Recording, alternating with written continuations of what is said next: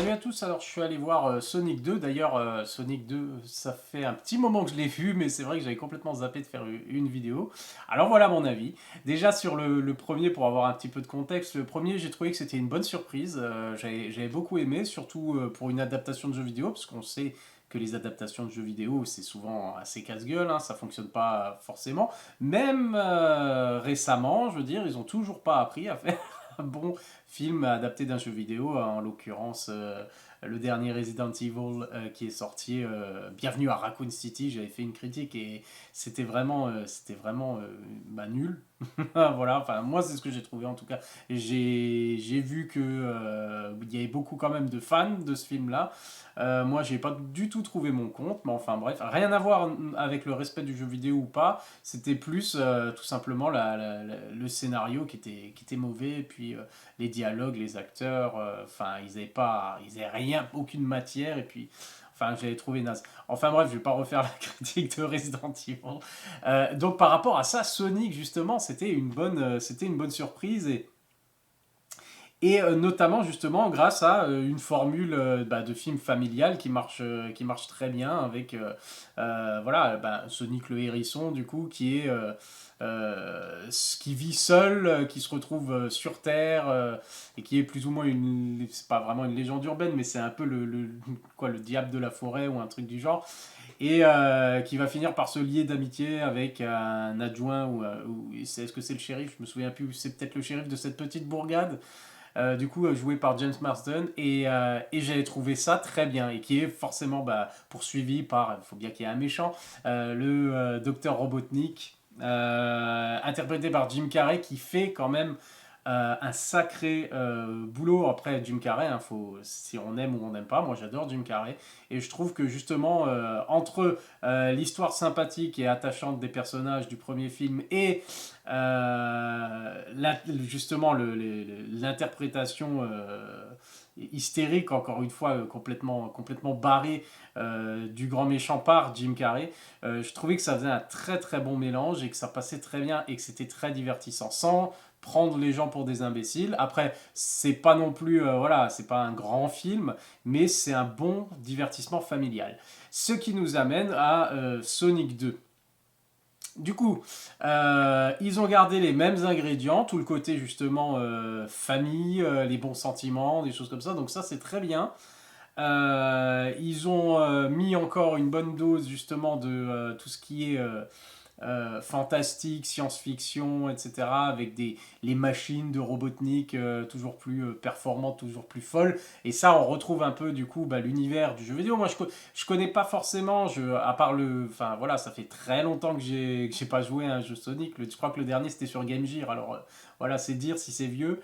Je regardais ponctuellement comme ça, mais c'était pas non plus la folie, le dessin animé qui passait très bien. Donc au niveau de la mythologie et tout ça, je suis pas super à fond, quoi. Je connais pas grand chose, mais je trouve que pour les films, ils ont réussi à prendre des éléments qui sont reconnaissables, que je reconnais de la mythologie, et à les faire fonctionner, contrairement justement à d'autres films de super-héros, adaptés de jeux vidéo.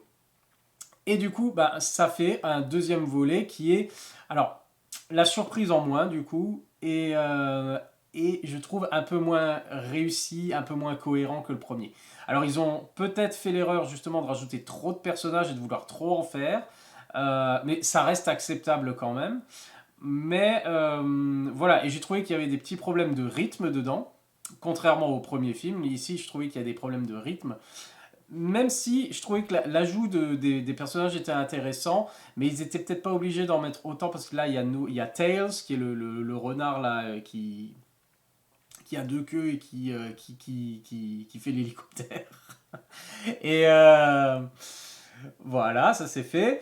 Il y a Knuckles, du coup c'est aussi un hérisson, je crois, qui a, qui a des genres de gants de boxe avec des pics, voilà quoi, qui est très très fort. Et je trouve ce qu'ils ont bien fait, c'est les différentes relations entre tous ces personnages. Comme dit encore une fois, on, on balance pas des trucs pour balancer justement des combats, des effets spéciaux, des trucs comme ça. Il y a ça, c'est sûr, mais ils ont trouvé une histoire quand même intéressante derrière, justement, qui permet de, encore une fois, d'avoir ces personnages qui se retrouvent à être attachants et qui ont un minimum quand même d'arc narratif. Et donc ça, je trouve que c'est très intéressant. Et le seul souci, comme je disais, du coup, c'est peut-être il y a des longueurs dans le film et où des fois ça, enfin, c'est la surenchère un petit peu, mais c'est pas trop grave. C'est juste que des fois, voilà, on se dit, ouais, je suis pas forcément investi dans les grosses scènes d'action. J'étais plus investi sur les scènes finalement de dialogue et voilà, quand on raconte l'histoire de chaque personnage, on découvre un peu les nouveaux personnages. Je trouvais ça intéressant et le parcours de Knuckles est plus ou moins intéressant. Jim Carrey est toujours excellent en Robotnik, il en fait des tonnes, mais bon, c'est toujours sympa. Et voilà, là où finalement je trouvais qu'il y avait il y a toute une sous-intrigue avec un mariage, je ne sais plus si c'est à Hawaï, je crois que c'est un mariage à Hawaï, donc de la sœur du coup la femme de James Marsden. Alors j'ai plus les prénoms en tête du tout, mais parce que c'est pas des personnages très intéressants et du coup il y a toute cette histoire de mariage qui va être bien sûr un peu ruinée et tout ça, et puis il y a des et on se demande au bout d'un moment, c'est pourquoi ils font autant de scènes en rapport avec le mariage et les trucs, alors que ça apporte pas grand chose et ça ralentit plus le récit qu'autre chose. Et je trouve que c'est même pas forcément drôle, alors que ces personnages-là, les personnages secondaires, étaient bien, je trouvais bien gérés dans le premier film, avec juste ce qu'il fallait d'humour et pour faire un peu quand même montrer des personnages humains et puis faire des scènes humoristiques. Mais ici, j'ai l'impression que ça fonctionne moins. En tout cas, moi, j'ai pas trouvé ça très drôle, j'ai pas trouvé ça très engageant. Enfin, j'ai pas trouvé que c'était exceptionnel, même que ça ralentissait le récit. Voilà. Du coup, ça passe quand même. C'est quand même un divertissement familial de bonne facture. En principe, j'imagine pour les jeunes qui ont aimé le 1, et c'est sûr qu'il y en a parce que le film a eu un bon succès. Je pense qu'ils vont aussi beaucoup aimer le 2. Bien entendu, ils annoncent déjà un troisième épisode. Je ne sais pas s'il a marché ou pas. Mais je crois qu'il a marché pas mal. Je crois qu'il marche pas mal, Sonic. Et du coup, ben voilà. Pour moi, c'est un cran en dessous du premier. Donc si on n'a pas aimé le premier, c'est même pas la peine de continuer, hein, ça va pas devenir génial d'un coup. Si on a bien aimé le premier, c'est dans le même genre, c'est dans la continuité avec un petit peu plus, mais je trouve que voilà, surprise en moins et des sous-intrigues et des personnages secondaires qui ralentissent le récit plus qu'autre chose et qui servent pas à grand chose.